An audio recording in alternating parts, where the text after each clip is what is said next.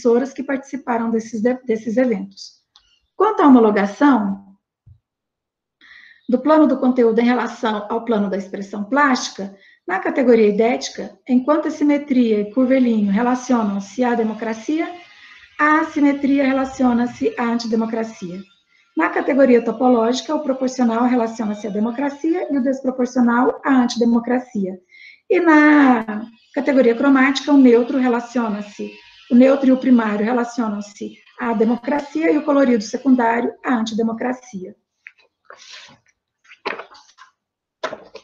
Alguma pergunta, gente? Nessas figuras, deixa eu ver se é isso aqui.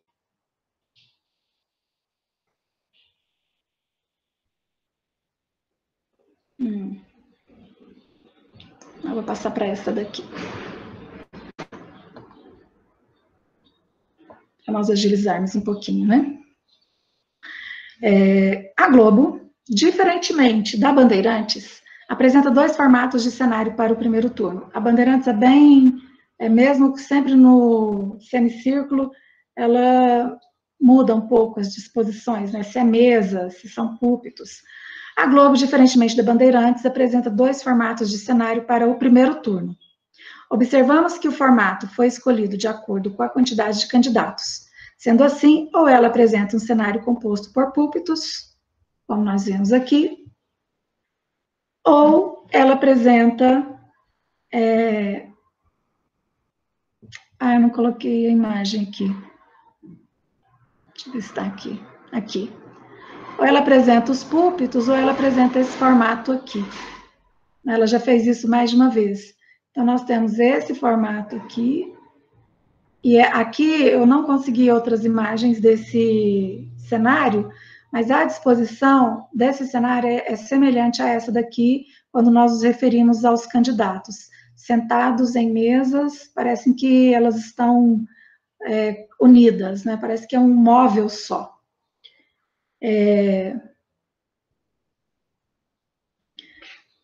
Observando que o formato foi escolhido de acordo com a quantidade de candidatos, né? Então, quando tem menos candidatos, ela coloca os debatedores em pé, quando são mais candidatos, normalmente, não sei se é coincidência, ela coloca os debatedores sentados.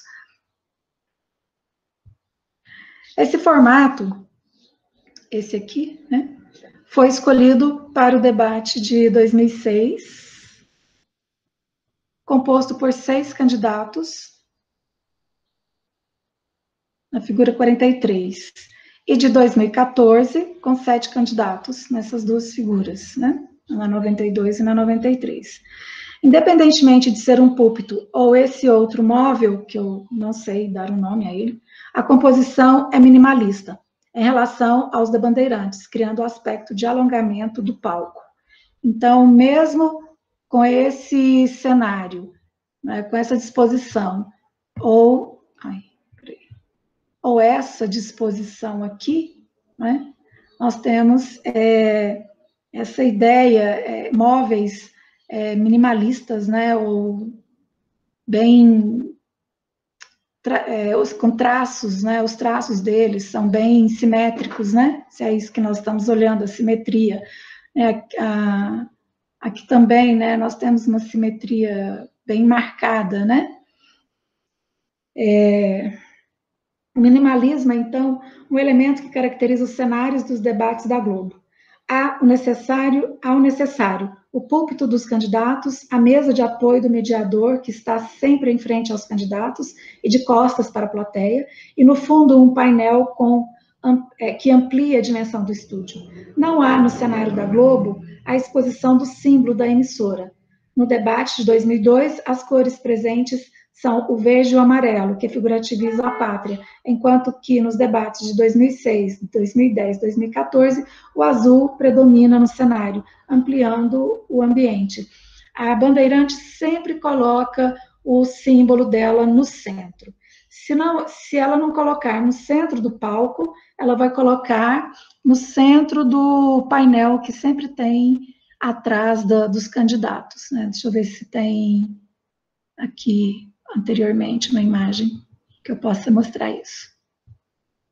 Aqui, né, a Bandeirantes sempre coloca o símbolo dela ou no chão, no meio do palco, ou no painel que eles têm atrás. A Globo nunca coloca o logotipo dela, o símbolo dela.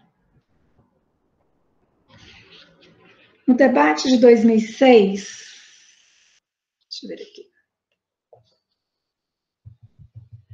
No debate de 2006, Lula não aceitou, nesse debate aqui. Lula não aceitou o convite feito pela Globo para participar do debate, assim como fez com os demais. Então, no primeiro turno, o Lula não participou dos debates.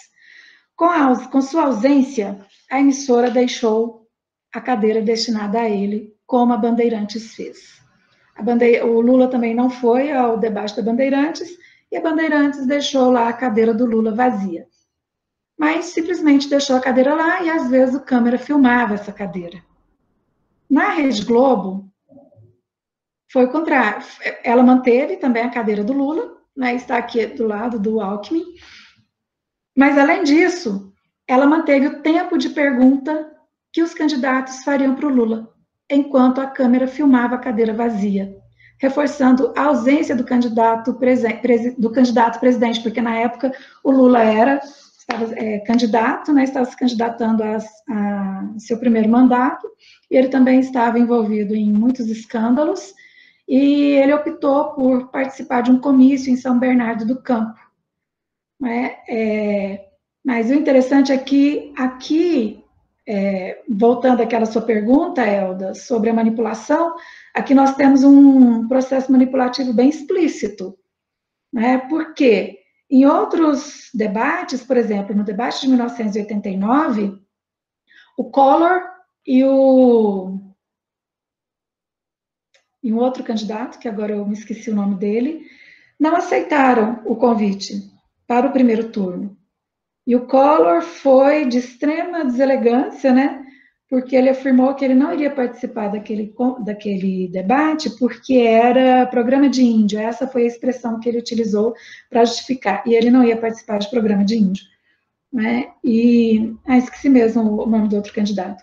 Então, eles não foram, mas a mediadora explicava porque esses dois não estavam lá, né?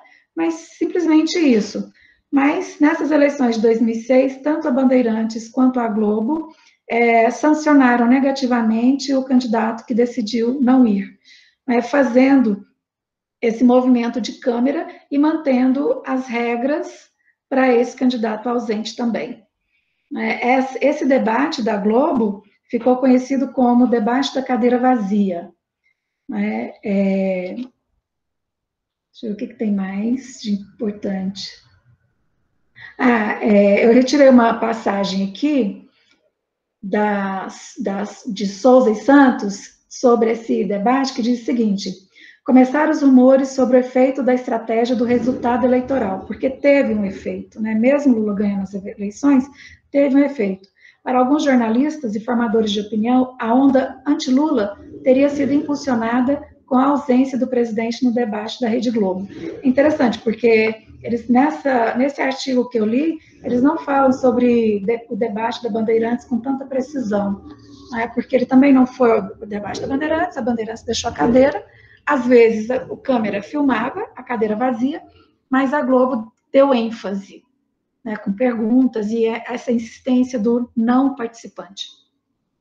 No primeiro turno dos debates da Globo, os candidatos são dispostos de frente para o mediador, independente se estão em púlpitos ou no banco unificado. O mediador tem uma visão panóptica, ou seja, geral, dos candidatos. Porém, a visão dos candidatos é limitada em relação aos seus opositores, pois o princípio é que estes falem para o telespectador, mesmo que este não possa interagir fazendo perguntas. Ao propor a homologação nos debates do primeiro turno da Globo, na categoria idética, o expandido e a simetria relacionam-se à democracia. O contraído e a assimetria relacionam à antidemocracia. Na categoria topológica, o longe relaciona-se à democracia e o perto à antidemocracia. Antidemocracia, porque eu acredito que nesse movimento de focalizar a cadeira e insistir naquela cadeira vazia, seria um movimento antidemocrático, porque os candidatos não são obrigados a aceitarem os convites. Não é bom quando eles não vão, mas eles têm essa opção. Eles podem ou não aceitar o convite, né? Mas nesse caso aqui houve a penalização.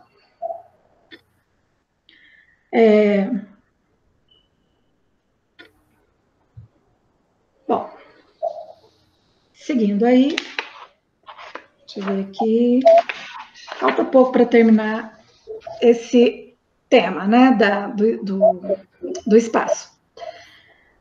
Nessas figuras, né, eu retirei-as do segundo turno da Globo. A Globo utiliza o mesmo formato de palco, ou seja, redondo, situado no centro do estúdio, rodeado por arquibancadas, onde eleitores indecisos ficam sentados. As entradas para os candidatos no palco podem ser colocadas uma em direção oposta à outra, ou uma do lado da outra. Aqui, oposta, né? Aqui é uma entrada para um candidato, aqui é a entrada para o outro, e aqui uma paralela à outra. E com a entrada deles, assemelha-se mesmo a uma luta, né? Ainda em relação ao segundo turno, os candidatos são apresentados pelo mediador, que convida-os para entrar no palco, ocupando assim seus lugares. A Bandeirantes não, normalmente os candidatos já estão no palco, tanto no primeiro quanto no segundo turno. A Globo, no primeiro turno, os candidatos estão no palco, mas no segundo turno eles entram.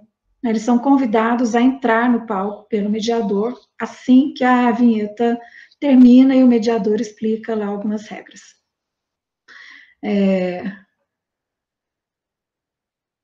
Um instantinho.